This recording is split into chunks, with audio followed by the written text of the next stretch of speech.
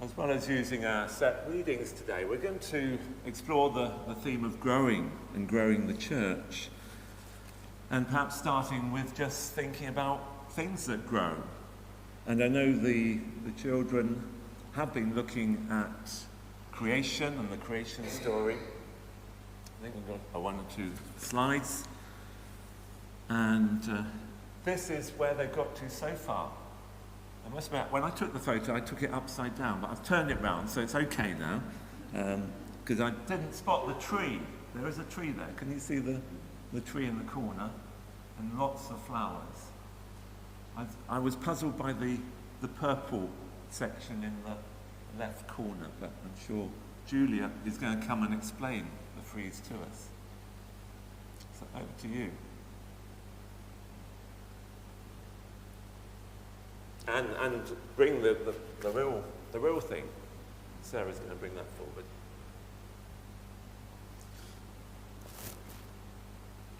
Yes, so the dark area that you can see where the writing is actually darkness. Ah, of course. Yes.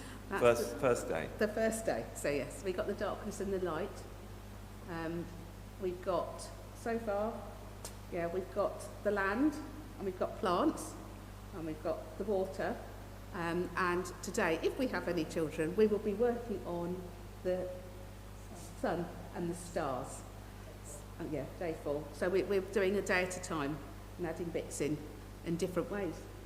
So, that's what we do. Thank you very much. It's always a puzzle that the stars come a little bit later, don't they, in the story. So things to add. The next slide, yes. And to add us in as well. All part of God's amazing creation. Growing things. I always love hyacinths at this time of year. And is anyone growing hyacinths? Put something in the cupboard and waiting? No, you just go around. Do you go and buy them? Does anyone like hyacinths? No, they hate the scent of them. Anyone like a hyacinth? Yes! Well done, good. Well, I'm hoping the grandchildren will find the roots quite fascinating. So we're growing them for them. But growing things is something I love. You know I'm a gardener. And creating things. That frieze, I love the materials that you're using. To be creative is a great joy. Oh yes, there's the hyacinths.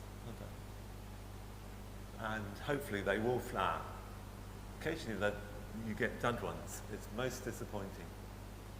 The next slide, what's the next slide? Oh yes. Yes, many of us who are campaigners for the planet and the environment are a little bit jaded about the COP process. We got to 29 international conferences now. There's been so much talk, and there is a lot more action to be done. This was a prayer that came out beginning of the week from our joint public issues team, which is a marvellous group of workers for the church, for the United Reformed Church, people like Ruth Stewart, but also the Methodist Church and the Baptist Church, working together to look at the real big issues that face society at the moment. And this was their prayer. Today as COP29 begins in Baku. We pray for life in death, light in darkness, and hope in despair. As creation groans, we cast our cares upon you, generous and faithful God. In the travails of earth, let godly hopes prevail. And sometimes we despair. Certainly, the more you learn about the terrible things that humanity is doing to the planet, you at times reach points of despair. But we also have signs of hope. People are waking up to the impact we're making. And hopefully we can grow hope and grow a better way. But being creative, the next slide, we're going into growing the church, but stained glass windows are part of the typical way we think of church buildings. And because our forebears went around breaking stained glass windows, so having a bit of stained glass window in here is, we've only got as far as, must be a little symbol, 1850. They weren't really into, there might be the symbol of the Trinity, I can't remember.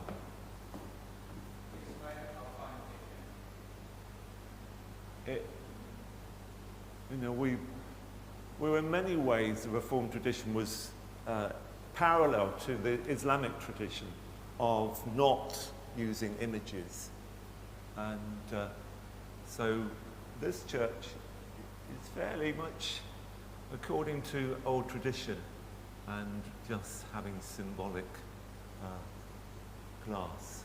And this, I suppose, is just symbolic. It might represent the sun, but I think that might be allowed. It would be allowed. You can represent flowers and creation in that way, but not people.